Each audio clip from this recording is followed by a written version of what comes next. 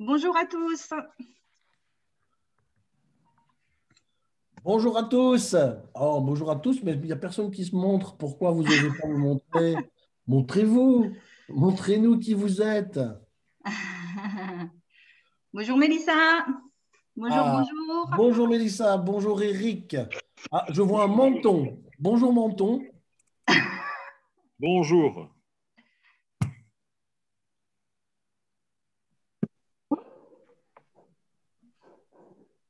Alors, Bonjour. bonjour à tous. Alors, on va commencer. Et on a pris déjà un petit peu de retard, donc je ne vais pas trop perdre de temps.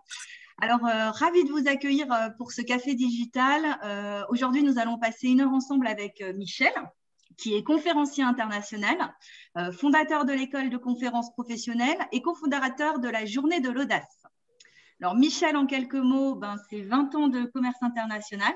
C'est un expatrié pendant 12 ans à l'étranger, un télétravailleur depuis 2000, un orateur depuis plus de 35 ans, un animateur de webinaires et de conférences en ligne depuis 2009 et un influenceur sur les réseaux sociaux depuis 2008 et youtubeur avec près de 10 000 abonnés.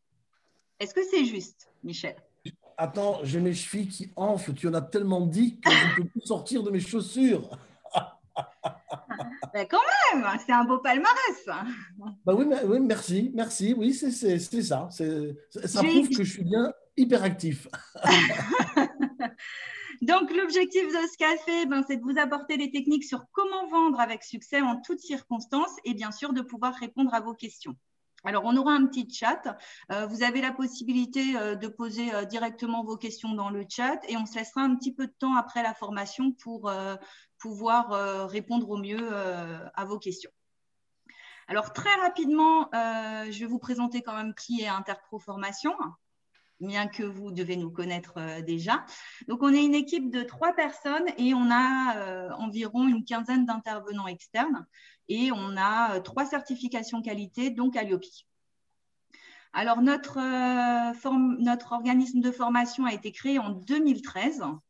Il y a bientôt 8 ans. Nous avons été spécialisés au départ dans le domaine du travail temporaire. Donc, on formait les personnels des agences de travail temporaire. Et aujourd'hui, nous travaillons également avec des entreprises pour des formations et des événements comme les séminaires d'entreprise. On se déploie donc dans divers types de formations, que ce soit du développement perso, du commercial, du management, juridique, etc. Et on a une partie aussi qui vient d'arriver, qui est le coaching.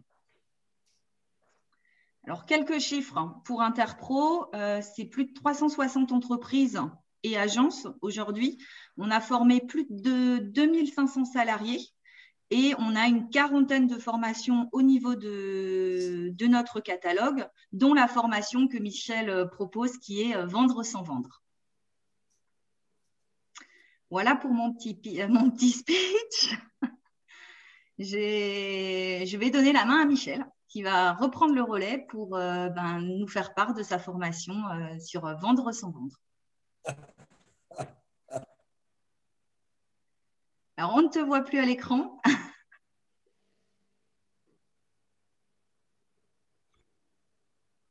Alors, c'est parti, mon kiki. Alors, voilà. Je ne vois plus à l'écran. Je suis là pourtant. Je suis là. Est-ce que tu m'entends? Alors, moi, je t'entends, mais tu t'es auto-figé. Ah. Alors, je ne sais pas si c'est mon écran, mais tu as fait une photo de toi. Tu m'entends? Oui, je t'entends. Bon, bon, maintenant, est-ce que tu me vois? Est-ce que tu m'entends? Est-ce que je bouge? Et non. Alors, Et non oui, quoi? Tu me vois? Ah, les aléas du… Ah, alors là, je vois que tu as changé Il y a de… un décalage. Il y a un décalage dans la connexion. Un petit peu.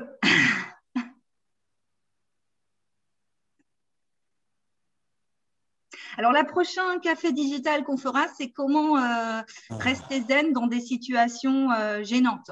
Hein. Je vous invite à participer au café digital du mois prochain.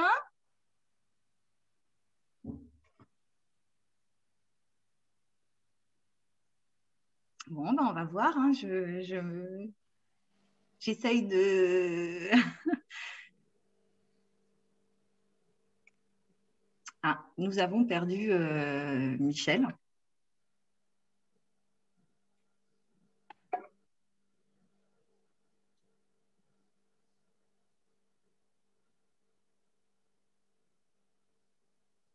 Alors, je suis désolée. Je pense qu'il va essayer de se reconnecter.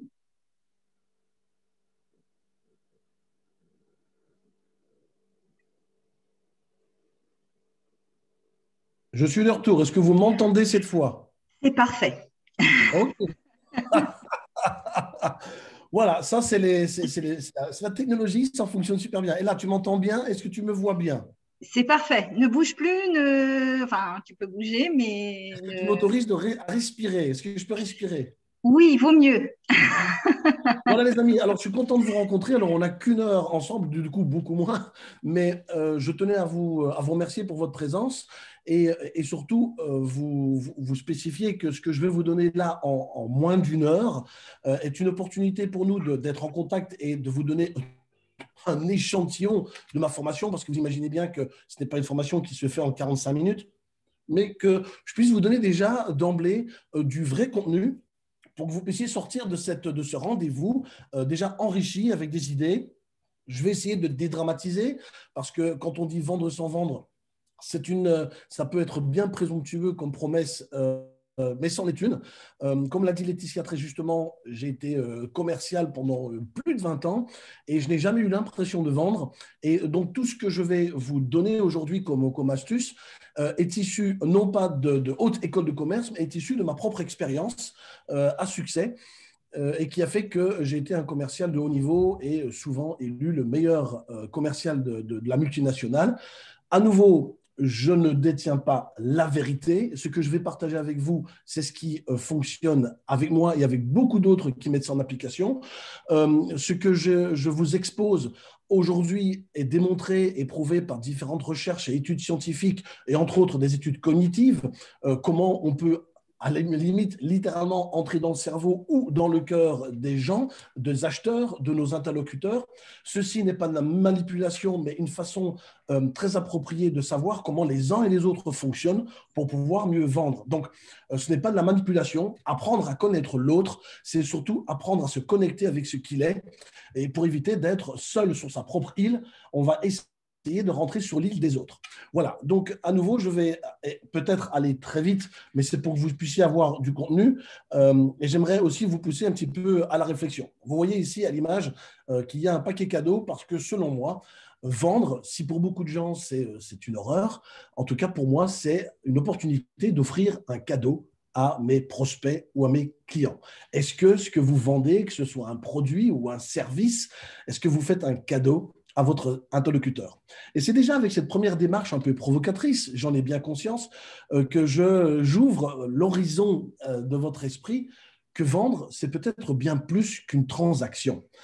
Si vous changez la vie des gens, si vous améliorez leur vie, et si vos services ou vos produits changent la vie de l'entreprise ou leur propre vie, eh bien, vous êtes bien plus qu'un vendeur et vous aurez fait un cadeau.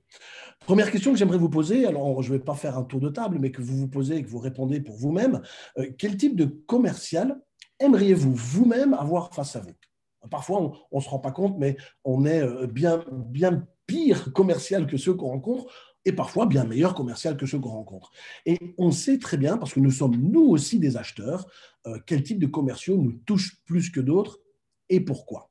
En vous posant cette question, je vous oblige quelque part à vous connecter aux raisons pour lesquelles un commercial vous touche plus qu'un autre, pour vous sensibiliser sur, eh bien, le commerce, ce n'est pas juste vendre un produit ou avoir un argumentaire, ça va bien plus que ça et vous allez voir que ma démonstration de vendre sans vendre va bien plus loin que juste un produit. Alors maintenant, bien entendu, dès que vous avez répondu à cette question, quel type de commercial vous aimeriez avoir face à vous, c'est quel type de commercial êtes-vous vous-même.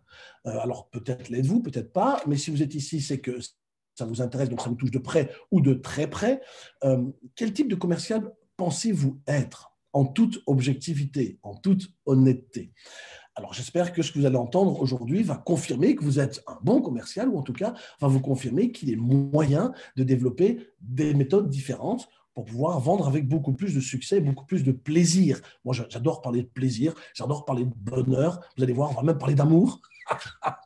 Oui, oui, on peut parler d'amour même quand on parle de commerce. Alors, quelles sont globalement les caractéristiques des commerciaux d'exception? On va le voir, parmi l'une des caractéristiques, justement, c'est qu'ils aiment ce qu'ils font et qu'ils aiment leurs interlocuteurs. Alors, ça peut paraître à nouveau très fort, ce que je dis, mais vous allez voir avec les questions suivantes. Comment vous y prendriez-vous si vous devez vendre ce que vous avez à vendre à votre maman? Comment le feriez-vous?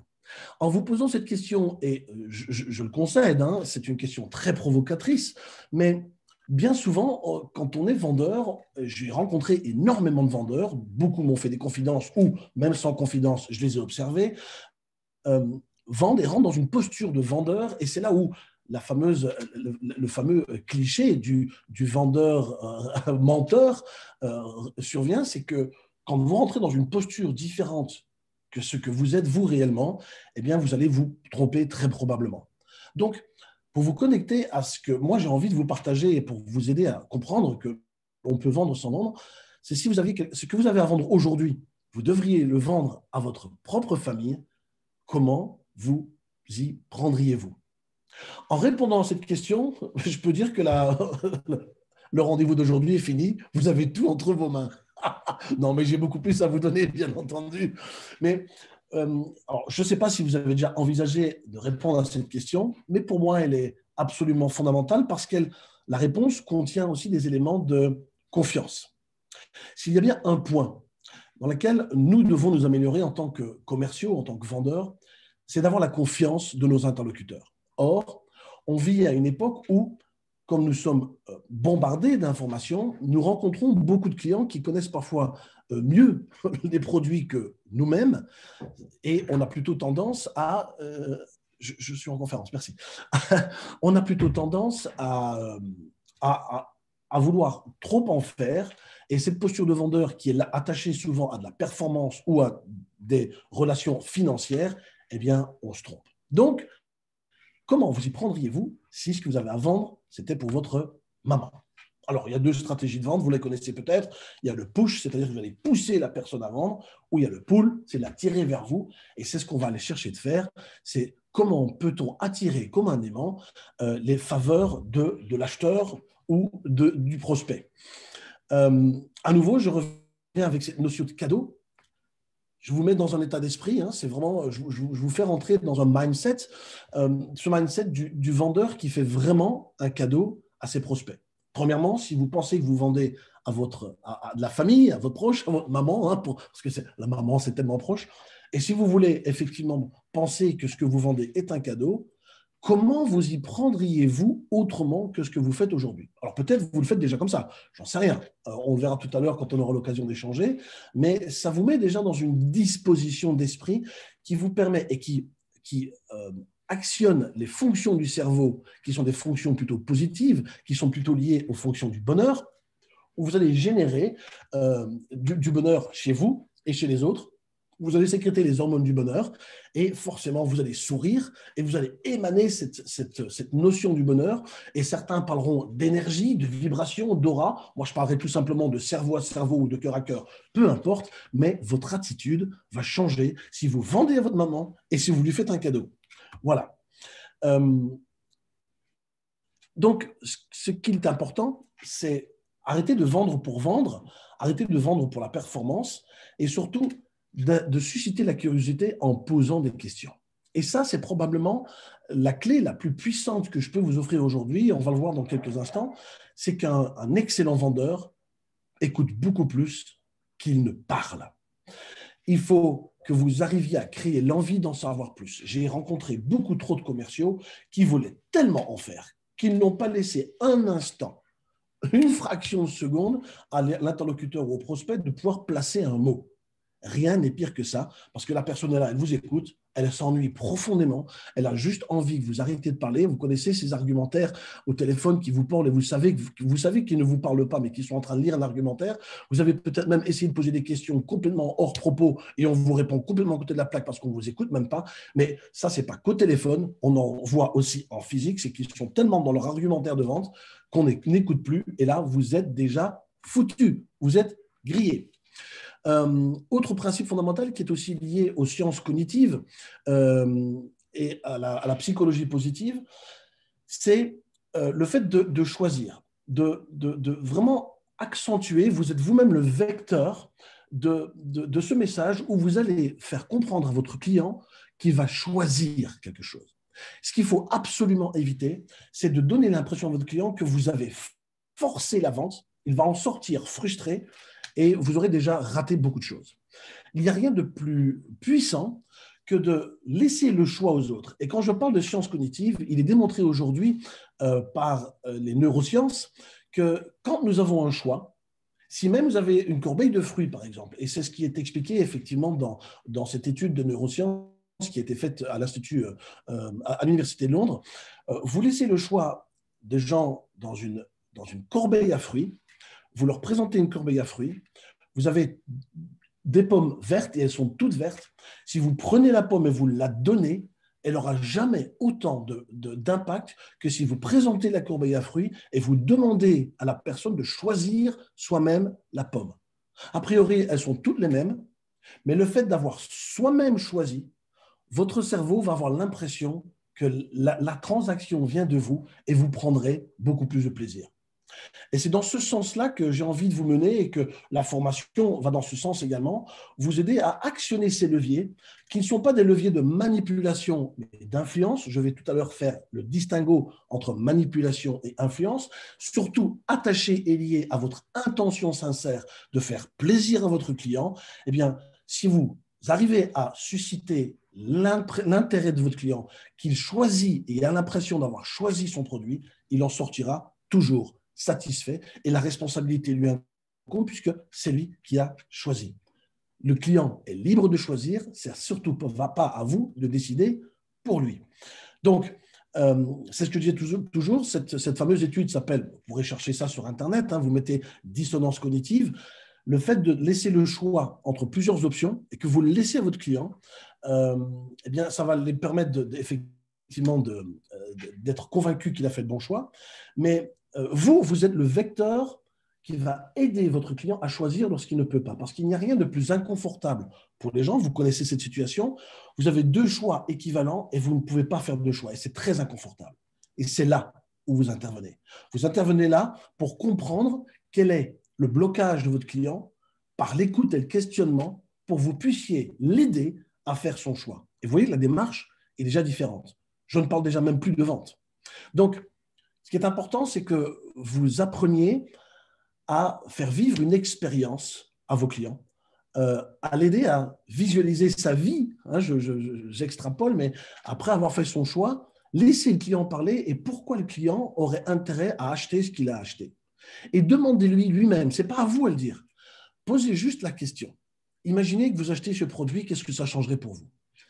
Et le client, le prospect, le fait lui-même de s'imaginer avoir acheté le produit et s'améliorer ou améliorer sa vie ou son entreprise grâce à ce produit, eh bien, il s'auto-convainc lui-même. Il s'auto-convainc lui-même parce qu'il se projette lui-même avec le produit que vous vendez. Ensuite, je disais tout à l'heure que vendre, ce n'est pas convaincre. Parce que le client va acheter que s'il est persuadé.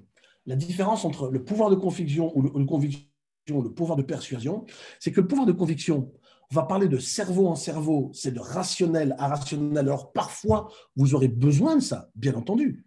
Mais ce qui est beaucoup plus puissant, c'est le pouvoir de persuasion, c'est d'actionner les leviers des émotions. Et à nouveau, je ne parle pas de manipulation, d'influence, tout est lié à l'intention. Je veux dire, un couteau, ça peut vous aider et ça peut vous sauver, comme vous pouvez tuer quelqu'un. Le couteau n'est pas mauvais en soi, c'est l'utilisation que vous en faites qui est liée à votre intention.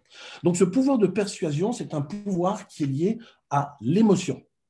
Regardez un petit peu normalement. Voilà, convaincre, c'est solliciter la raison, c'est ce que je suis en train de dire, je vais trop vite, du coup je vais trop vite.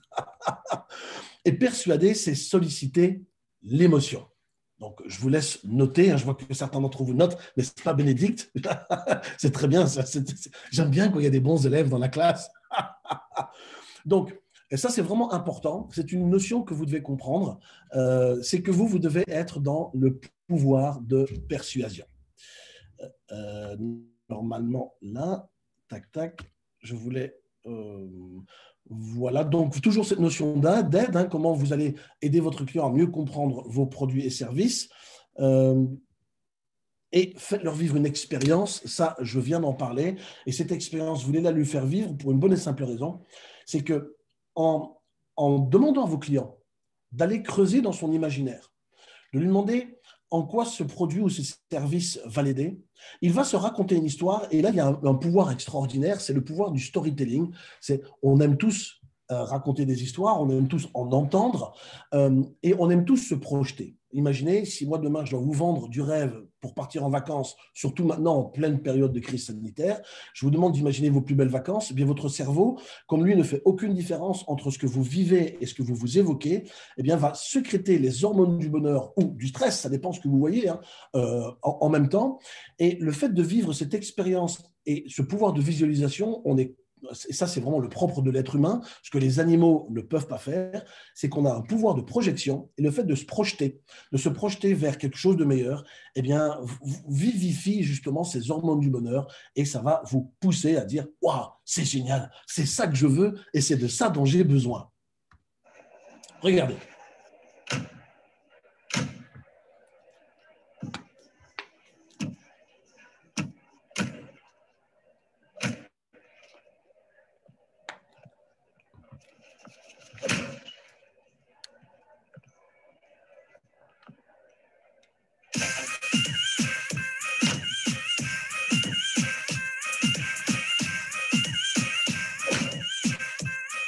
The new 500S, tested for bad boys.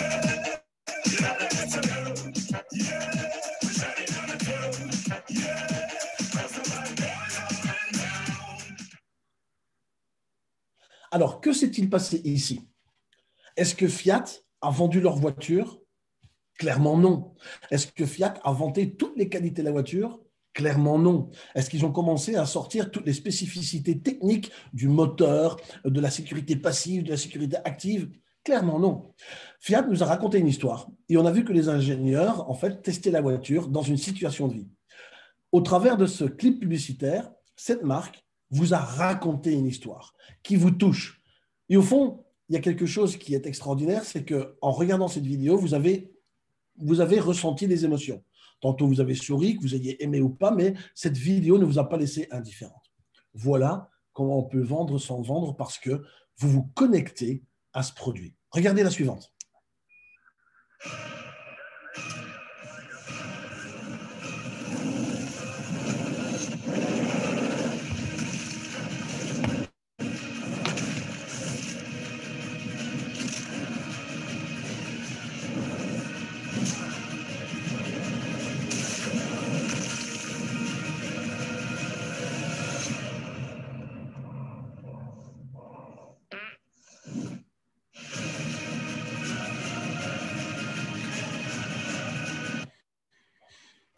Là, ici, les annonceurs ont actionné un autre levier, c'est le levier de dissonance cognitive. C'est que ce n'est pas pour les astronautes, mais au travers d'une histoire qui n'a pas vendu le produit, eh bien, vous créez une connexion émotionnelle. Globalement, elle vous aura probablement fait rire, cette publicité. Je dis bien probablement, parce que nous sommes tous différents et je vais revenir là-dessus également. Mais à nouveau, voilà comment une marque n'a pas vendu son produit, néanmoins a créé un lien avec vous qui avez regardé cette publicité.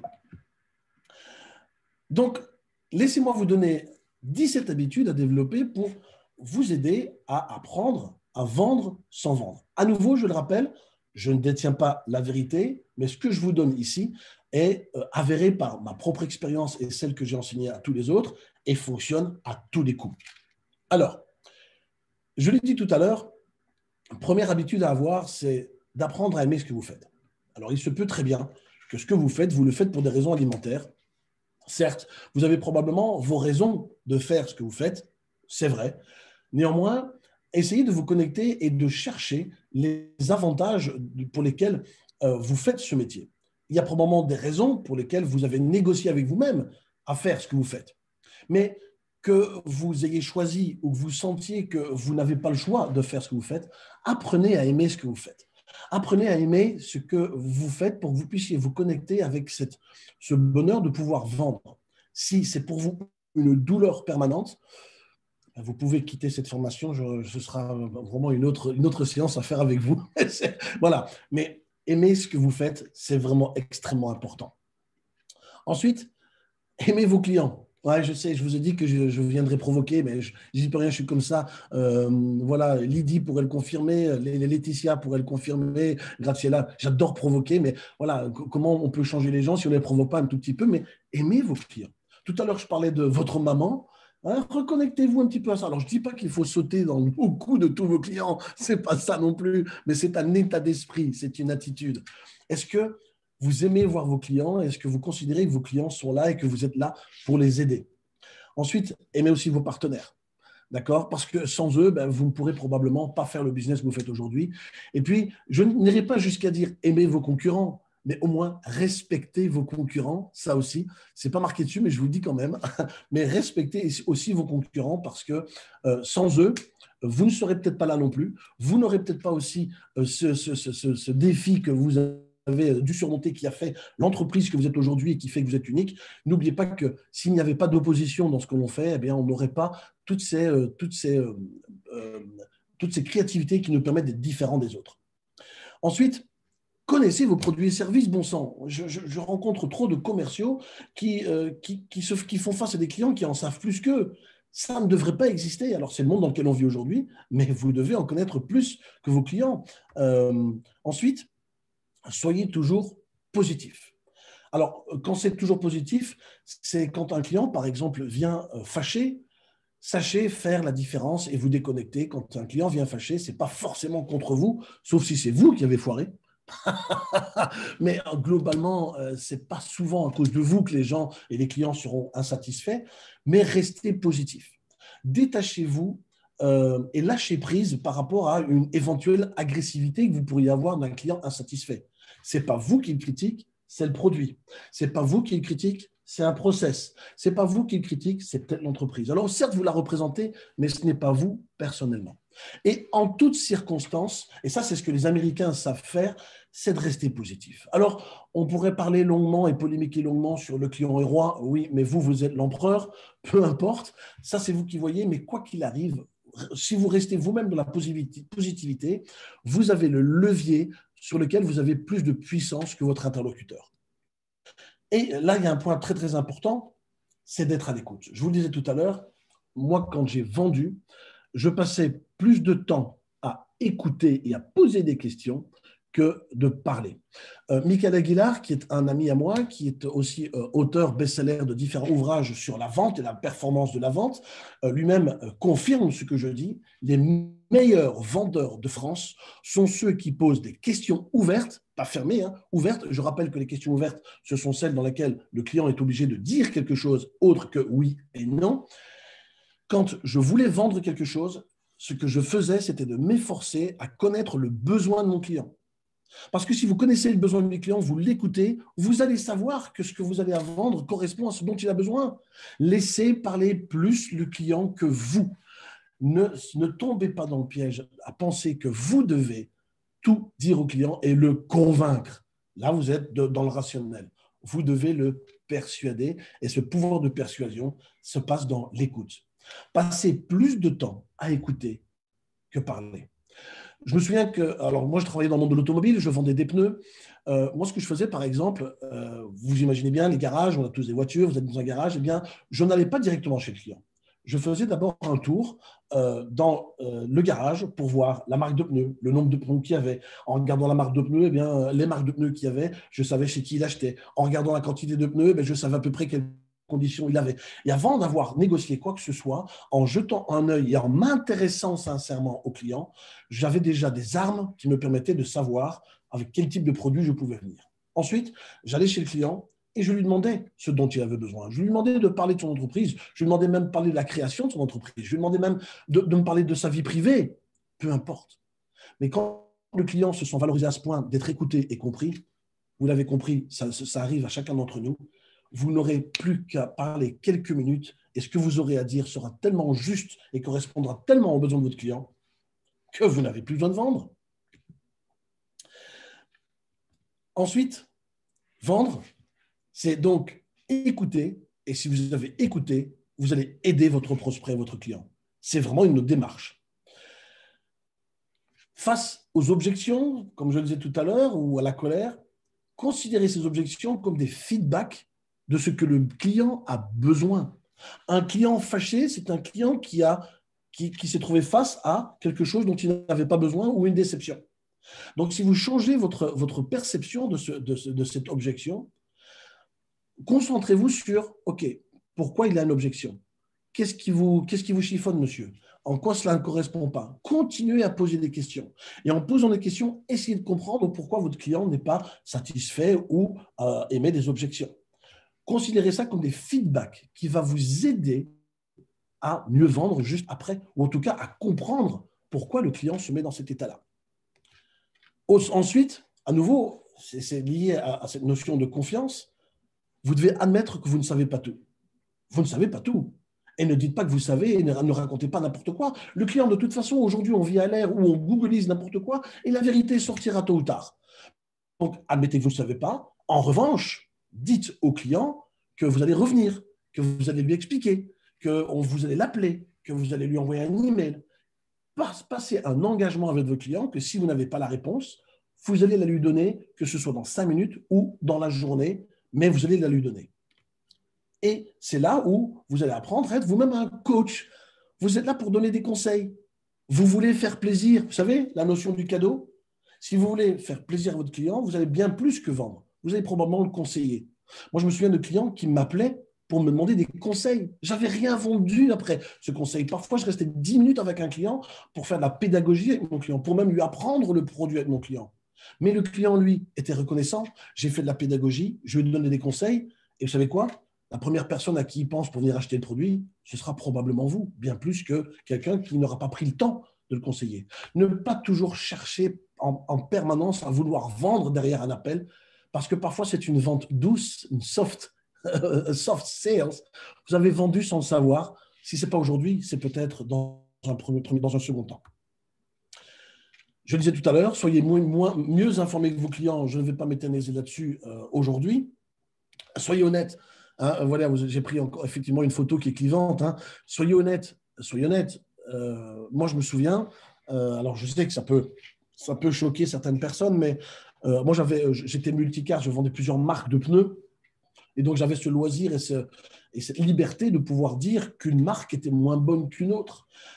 Et d'être honnête, franc, et ne pas rentrer dans le syndrome du magasin de vêtements où quand vous essayez quelque chose, la vendeuse vous dit « Oh, ça vous va bien ». Alors qu'elle dit ça à tout le monde, vous savez très bien, ça vous va bien. Mais tu dis n'importe quoi, madame. Voilà. Donc, soyez honnête dans ce que vous dites avec vos clients. Ensuite, soyez conscient que vos clients ne sont pas comme vous. Votre client n'a peut-être pas votre vocabulaire, votre client n'a pas les mêmes émotions que vous. C'est pour ça que vous devez aussi le laisser parler plus que vous ne parlez, pour que vous puissiez comprendre son mode de fonctionnement. Ce qui vous plaît à vous ne vous plaît peut-être pas à vos clients. Ce que vous aimez, vos clients n'aiment peut-être pas non plus. Donc, ne faites pas l'erreur de penser que si ça vous plaît à vous, ça plaira peut-être à votre client. D'où l'intérêt de l'écouter. Mais soyez conscient de cette différence et considérez cette différence comme une force pour vous pour vendre, sans vendre. Ensuite, soyez pédagogue. Je connais beaucoup trop de vendeurs qui complexifient tellement leur discours qu'on ne sait même plus de quoi on parle. On a l'impression d'avoir affaire à quelqu'un qui nous vend un code pénal parce que j'ai rien compris, j'ai compris qu'un mot sur 10, c'est déjà pas mal, plutôt que le reste. N'y demandez pas les gens en termes techniques, sauf si c'est un demandeur, bien entendu. Hein. Donc, ça a un rapport avec ce que je viens de dire juste avant. Si vous vous synchronisez avec votre client, si vous avez effectivement un client qui semble être technique, pas de problème, mais si un client ne l'est pas, ne venez pas l'inonder avec des notions techniques. Parlez la langue de votre client. Et vous allez ensuite arriver à personnaliser votre discours, votre argumentaire, parce que vous allez parler sa langue émotionnelle, sa langue du cœur, sa langue de ses besoins. Ensuite, alors ça c'est un truc très important, on a souvent peur des silences. Voilà, comme maintenant. J'en fais un. Mais vous avez remarqué que le silence peut être aussi juste une pause. Comme dans la musique. Dans la musique, il y a des silences. Il y a même des symboles pour ça dans les partitions. Le silence. Le silence a des vertus. Premièrement, le silence est peut-être là parce que votre interlocuteur a besoin de réfléchir. Deuxièmement, le silence permet aussi de se reconnecter avec les gens, comme je suis en train de le faire maintenant. Pas que je vous ai perdu. Mais vous avez vu, j'ai même changé mon rythme. Je parle plus lentement. Je suis plus dans les graves que dans les aigus. Respectez les silences. Si un client est silencieux, eh bien, laissez-lui le temps de ce silence. Alors, combien de temps? Ça, c'est à votre appréciation. Il n'y a pas de règle pour ça. Mais ces silences sont importants tant pour vous que pour votre interlocuteur. Respectez-les. Et puis, pour convaincre, soyez vous-même convaincu. Est-ce que vous êtes convaincu que ce que vous faites, ce que vous vendez, est la chose que le client a besoin ou que vous-même vous achèteriez? Est-ce que vous achèteriez ce que vous vendez si vous étiez à la place de votre client? C'est super important. À nouveau, c'est un vrai mindset. Et puis, n'hésitez pas à construire une relation profonde et sincère avec vos clients. Moi, dans mon CRM, quand je parlais avec mes clients, il m'arrivait de demander leur date de naissance. Il m'arrivait de parler de leurs enfants. Il m'arrivait de parler de leur vie privée. Alors, la notion de est-ce que nos clients peuvent devenir nos amis ou pas, c'est un autre débat, mais je tiens quand même à le mettre sur la table. En ce qui me concerne, j'ai des clients qui sont devenus des amis. Et je ne l'ai pas cherché pour faire plus de ventes, je l'ai cherché pour être profondément humain et profondément sincère. Et quand vous connaissez la date d'anniversaire de vos clients, quand vous connaissez la date d'anniversaire de leurs enfants, n'hésitez pas à les appeler ou à renvoyer un email pour leur souhaiter un bon anniversaire. En plus, aujourd'hui, on n'a quasiment plus d'excuses parce qu'avec les réseaux sociaux, on connaît les dates de nos amis ou même de nos clients si nécessaire. Mais n'hésitez pas à construire une relation bien au-delà de la transaction. Le client, lui, à nouveau, je parlais d'émotion. Si le client se sent lié émotionnellement à vous, il aura plus tendance à vouloir acheter chez vous que chez le concurrent. Moi, je me souviens, et je connais d'autres histoires de gens qui me font ces confidences-là également, c'est à prix égal, voire même parfois plus cher. Si vous avez une relation commerciale et émotionnelle avec un client ou un vendeur, vous aurez plutôt envie d'acheter chez le vendeur qui vous touche, même s'il est un petit peu plus cher. Je parle bien un petit peu, je ne parle pas de plusieurs mille euros, hein, que l'autre. Okay, donc, n'hésitez pas, vous construisez cette relation, mais c'est aussi construire une relation professionnelle. Et ensuite, préparez-vous, soyez préparés. J'ai rencontré beaucoup de commerciaux partir au champ de bataille sans avoir même essayé leur carabine, leur fusil, leur canon. Préparez-vous, soyez préparés, connaissez votre dossier, connaissez votre client. Si vous allez voir un prospect, est-ce que vous avez été voir sur Internet qu'il l'est? Quand je parle de préparation, c'est cette préparation-là. C'est si vous avez un rendez-vous avec un client, quand moi j'ai un partenaire en rendez-vous, et c'est ce que je conseille toujours à mes stagiaires, aujourd'hui, vous pouvez tout savoir sur quasiment n'importe qui. Eh bien, préparez-vous. Est-ce que vous avez été visiter le site Internet de votre client? Est-ce que vous avez vu qu'il avait une page sur Facebook ou sur les réseaux sociaux? Est-ce que vous voyez comment il réagit par rapport à ça? Et ça va vous permettre de vous mettre dans l'univers de votre client. Et rien de plus flatteur pour un client de savoir que vous le connaissez. Pensez, si vous avez vous-même un commercial qui dit « Ah, j'ai vu votre site Internet, punaise, c'est sympa ce que vous faites. Ah, j'ai vu la publication sur Instagram. Elles sont géniales, vos photos. » Ce ne sont pas de faux compliments. Je ne suis pas en train de vous dire d'être faux cul, je suis en train de vous dire d'être sincère et cette préparation vous permet de vous connecter à votre client. Et puis, d'être convaincu que vous faites partie de la meilleure entreprise du monde. Vous avez la meilleure équipe du monde. Je sais que chez Interpro Formation, ils s'adorent les uns les autres. Et alors, hors Covid, on se prend dans les bras les uns les autres et c'est génial de travailler. Ils sont convaincus qu'ils ont la meilleure équipe du monde. Ça, je le sais. Je sais que c'est la façon de travailler de Graciela, par exemple. Et quand je viens les voir, quel bonheur de pouvoir vous retrouver, les filles. C'est génial. Est-ce que vous êtes convaincus que vous avez la meilleure équipe du monde? C'est extrêmement important. Vous pouvez me dire, oui, mais ça fait quoi la différence dans la vente? Ça fait toute la différence. Parce que vous allez être convaincu que même l'entreprise que vous représentez est la meilleure entreprise du monde parce qu'elle vous donne de la satisfaction et génère du bonheur. Alors maintenant, j'ai envie de dire, à vous de jouer. Il nous reste un petit quart d'heure pour pouvoir réagir sur ce que vous avez entendu. Donc, n'hésitez pas à lever la main ou à ouvrir le micro. Je suis tout à vous. J'ai bien conscience que ça a été beaucoup de contenu en très peu de temps, mais je voulais juste vous donner ces contenus-là pour que vous sortiez quand même avec des choses à faire ou des prises de conscience, à savoir que cette formation, elle est bien entendu beaucoup plus longue parce qu'on va beaucoup plus loin et on prend le temps de faire des exercices ensemble, mais profitons-en pour répondre à vos questions. Voilà, je suis tout à vous et toi, si toi, Laetitia, tu veux prendre la main, c'est toi la bosse. Merci Michel pour ton intervention. Alors moi j'ai une petite question en fait à titre. Alors comme je fais partie du groupe pour te suivre, je m'interrogeais quand même sur une question. C'était est-ce qu'on devient vendeur? Est-ce que c'est inné ou est-ce que on peut ou est-ce que on acquiert ça avec le temps, avec les années? Est-ce que un petit enfant, enfin, voilà, moi, quand j'étais petite, je vendais des calendriers aux scouts. J'étais la super vendeuse. Et maintenant que j'ai 30 ans, j'ai l'impression que, bon, ben voilà, je me pose beaucoup plus de questions. J'ai moins de naïveté, entre guillemets, et un peu plus peur de vendre, en fait, enfin, d'essayer de vendre quelque chose. Et du coup, je me posais la question, est-ce que c'est inné ou pas? Alors, très, très bonne question, parce que c'est une question qui revient sur la table de façon quasiment systématique.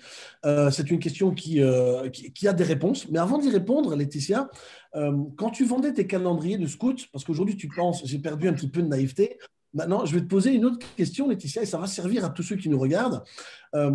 Quelle était ta force? Pourquoi tu arrivais à vendre? Je pense que déjà j'avais le challenge, c'est-à-dire que nos chefs scouts à l'époque nous disaient bon celui qui va vendre le plus de calendriers, il va repartir avec le super guide scout. Donc j'étais super contente et je me disais vite, il faut que je le fasse. Et j'ai un souvenir d'avoir fait ça. Bon, je ne vais pas raconter ma vie non plus, mais d'avoir un souvenir dans les rues de Colmar à vendre ces calendriers. Et je sais pas, c'était oui, vous voulez mon calendrier? Voilà, c'était quelque chose de simple et naturel, en fait, de poser la question tout simplement, est-ce qu'ils veulent quelque chose, quoi? Quelque chose de simple et de naturel. Et tu dis après, j'ai peut-être moins de naïveté. Aujourd'hui, pourquoi as-tu l'impression d'être moins naïve? Qu'est-ce qui a changé? Eh bien, peut-être la peur du regard des autres. On est en séance de voilà, psychanalyse ou... Non, et je suis désolé, tu m'as demandé de faire une formation, je t'en donne une là, hein. J'en profite. Alors, non, c'est pas que je vais chercher la psychanalyse, j'essaye juste de faire comprendre pour répondre à ta question. Tu vas voir que je réponds à ta question, et si c'est inné ou acquis. Et je veux pas te mettre mal à l'aise, et je veux mettre mal à l'aise personne. Mais tu as répondu. Effectivement, la peur, c'est que, en fait, la réponse, est-ce qu'on est vendeur, est-ce que c'est inné ou acquis? La réponse aujourd'hui est dévoilée par différentes études qui sont à nouveau des études génétiques. On parle vraiment de génétique et de neurosciences. La réponse, Laetitia, c'est que c'est les deux. Vraiment. Nous avons tous un patrimoine génétique et dans ce patrimoine génétique, on a dans notre code génétique plutôt des propensions pour certaines choses et moins pour d'autres. Au même titre que l'optimisme est dans l'ADN de tous les êtres humains, ça on le sait aujourd'hui, hein. Le génome s'appelle le gène 5-HTT, nous en sommes tous dotés, mais en longueur moindre, c'est-à-dire qu'il y a des codes génétiques plus longs que d'autres. Si c'est long, eh bien ce sera plus facile pour toi, s'il est court, ce sera plus difficile, mais pas impossible. Et ça, c'est une découverte majeure, c'est que nous naissons tous avec cette capacité d'apprentissage, même si certains ont plus facile que d'autres. Maintenant, est-ce que c'est quelque chose qu'on a développé sur le temps? Alors, il y a des études très contradictoires là-dessus. c'est qu'aujourd'hui, si je prends les études les plus récentes, on aura plutôt tendance à penser que ce qu'on a développé dans notre culture, dans notre éducation et nos événements de vie sont bien plus puissants que notre patrimoine génétique. C'est-à-dire que ce qu'on a vécu et ce qu'on vit aujourd'hui est beaucoup plus lourd que ce que notre patrimoine génétique peut nous indiquer. Et c'est ce qui a mené les chercheurs à découvrir ce qu'on appelle une nouvelle science, c'est l'épigénétique. C'est-à-dire qu'en permanence, notre code génétique se modifie en fonction des émotions que l'on vit et des apprentissages que l'on fait. C'est un truc de fou. Allez vous renseigner sur épigénétique, c'est-à-dire qu'on pensait pendant de nombreuses années que notre code génétique était immuable. Aujourd'hui, on sait que notre patrimoine génétique varie en fonction de notre vie. Donc, tu disais tout à l'heure, j'ai vendu des calendriers étant scout. On sait qu'aujourd'hui, les meilleurs vendeurs sont des gens qui, déjà au plus jeune âge, ont appris à faire des transactions, à négocier, à vendre. Alors, en ce qui me concerne, moi, par exemple, je me souviens, j'étais adolescent et dans les rues de Bruxelles, je faisais les brocantes pour vendre mes propres jeux, mes vieilles fringues, et j'adorais négocier avec les gens et je vendais mes fringues pour 20 balles à l'époque, un jeu pour 10 francs à l'époque, et oui, non, c'est vendu, pas vendu. Et déjà adolescent, je négociais. Donc, c'est la vie qui fait qu'on développe certaines qualités et c'est pareil pour les vendeurs. Donc, c'est comme pour apprendre à jouer du piano. Si tu veux apprendre à jouer du piano, tu peux devenir virtuose. Tout dépend du temps que tu mets à t'exercer. Si demain, tu prends ta première leçon de solfège et tu bosses des heures durant, tous les jours, pendant des mois et des mois, tu as beaucoup plus de chances d'être un bon pianiste, voire même un virtuose, que celui qui ne va faire que ses cours de solfège et piano 2 heures par semaine. OK ? Donc, pour répondre à ta question, il y a une partie qui est innée dans le cadre de la facilité de faire les choses et il y a une partie majeure qui s'apprend parce que, eh bien, on peut le développer. Donc, on a en nous, chacun, la capacité d'apprendre à devenir de bons vendeurs. Tout dépend de ce que tu mets comme temps derrière. Ça répond à ta question ? Parfait. OK. D'autres questions ? Il y a des élèves. N'hésitez pas à prendre la parole si. Vous les avez matés, hein, ils ne disent rien, hein, punaise. Bah, écoute, oui, ils sont sans voix. Alors, des questions ou peut-être une réaction, vous pouvez aussi réagir ou peut-être même partager une expérience. Il n'y a pas que moi qui parle, vous pouvez partager une expérience où vous avez vécu quelque chose, vous pouvez partager une expérience plutôt positive. Hein. N'hésitez pas. Le retardataire que je suis va prendre la parole, donc déjà navré d'arriver avec 15 minutes de retard. Enchanté Michel. Sur la définition d'un vendeur, est-ce qu'aussi un bon vendeur, ce n'est pas quelqu'un qui sait ne pas vendre, c'est-à-dire qui est capable de choisir ses clients? Ah, alors ça, c'est une question de quelqu'un qui est expérimenté. Alors, c'est pour ça qu'il est en retard. On n'a pas toujours le luxe de choisir ses clients. Ça, c'est une réalité. Mais quand on a le luxe de choisir ses clients, c'est le top du top. C'est la cerise sur le gâteau, bien entendu. Il est bien clair que nous sommes tous dans des périodes différentes dans l'évolution de notre entreprise. Généralement, quand tu démarres ton entreprise, tu es une start-up, tu prends le tout venant, pour le dire vulgairement. Mais c'est un choix que l'on peut faire, mais qui est un parti pris que tu peux prendre pour toi-même et qui est très personnel. Moi, personnellement, il m'est arrivé, alors pas forcément de choisir mes clients, mais de me débarrasser de certains de mes clients, parce qu'ils étaient plus toxiques qu'autre chose. Parce que choisir un client, sur quels critères, ça peut être très compliqué. On peut se tromper, on fait tous preuve de biais cognitifs, donc chacun, on a nos filtres et nos interprétations. Qui dit que ce que tu penses de ce client est juste. Moi, personnellement, et ça c'est une réponse qui n'engage que moi, un client est un client, et c'est avec la relation que j'ai avec lui qui fait que je sais que ça durera ou pas. Mais en tout cas, en ce qui me concerne, je n'hésite pas à me débarrasser d'un client s'il est toxique pour la structure, il est toxique pour moi ou pour mes collaborateurs. Est-ce que ça répond à ta question ? Oui, c'est le degré de relation et d'intimité presque que tu auras avec lui, c'est-à-dire le rapport humain. Et ce curseur-là te permet de détecter jusqu'où tu vas dans la relation et si tu pérennises et que tu renouvelles ou pas. Absolument, c'est exactement ça. L'humain avant tout. Mais c'est le discours de tout ce que j'ai dit depuis 45 minutes. Merci Pascal. Moi, j'avais juste une petite chose. Bonjour Michel. Bonjour Eric. Non, c'est simplement pour dire que ça fait du bien, là, passer une petite heure, de se refaire une petite piqûre de rappel, des éléments simples, précis, efficaces et qu'on connaît, mais enfin, en tout cas, que je connais, j'ai déjà eu l'expérience de l'avoir, mais en tout cas, ça fait du bien de se remémorer tout ça et de repartir après pour entamer un nouveau week-end. Merci Eric. Ben, c'est toujours bon d'avoir ces feedbacks aussi. Voilà, ça fait plaisir à l'équipe d'Interpro aussi, hein, voilà. Vous pouvez dormir sur vos deux oreilles. Eric est satisfait. C'était bien.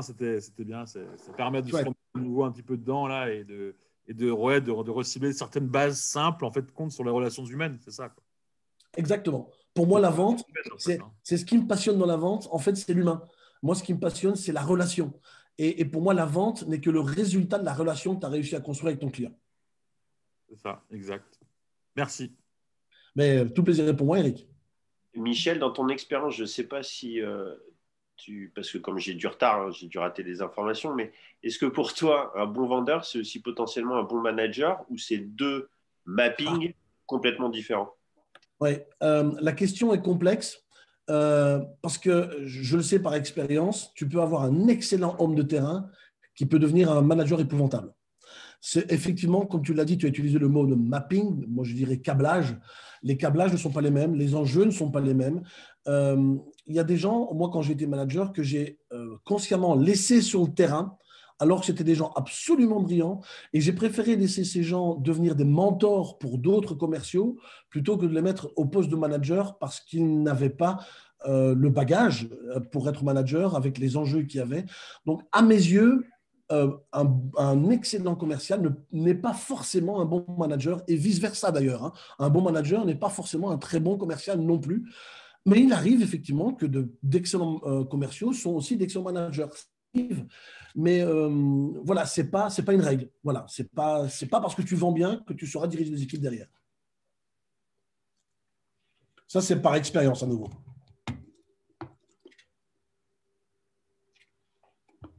Il y a Céline qui veut parler, mais alors il faut ouvrir le micro, Céline. Ah non, peut-être non. Elle ne veut pas nous parler à nous. Ok, elle n'écoute même pas, c'est pas grave. Ah, mais il y a plusieurs Céline. Ah, mais il y a des Céline. Oui, j'écoute. Mais vous êtes dans le même espace, apparemment. Non, mais c'est parce que mes collègues me disaient, Céline, tu regardes pas, tu fais n'importe quoi avec tes mains. C'est ça. Je disais, c'est le problème de la caméra, effectivement, on est dedans et on se regarde pas, on écoute. Bon, C'est allez, très intéressant, merci beaucoup. je vous pardonne pour cette fois. Eh bien, ok, ben, du coup, s'il n'y a plus d'autres questions, on va mettre un terme à notre petit café digital avec Michel, que je remercie. Je vous remercie tous pour votre participation. Je ne manquerai pas de vous envoyer le replay pour ceux qui le souhaitent. N'hésitez pas aussi à revenir vers nous pour les coordonnées de Michel, qui peut aussi faire, comme je vous l'avais dit, des conférences auprès de vos collaborateurs ou en entreprise, etc. Et puis ben, je vous souhaite un bon vendredi après-midi. Merci à tous. Sous le soleil d'Alsace. Merci, au revoir. Merci beaucoup, au revoir. À bientôt, merci.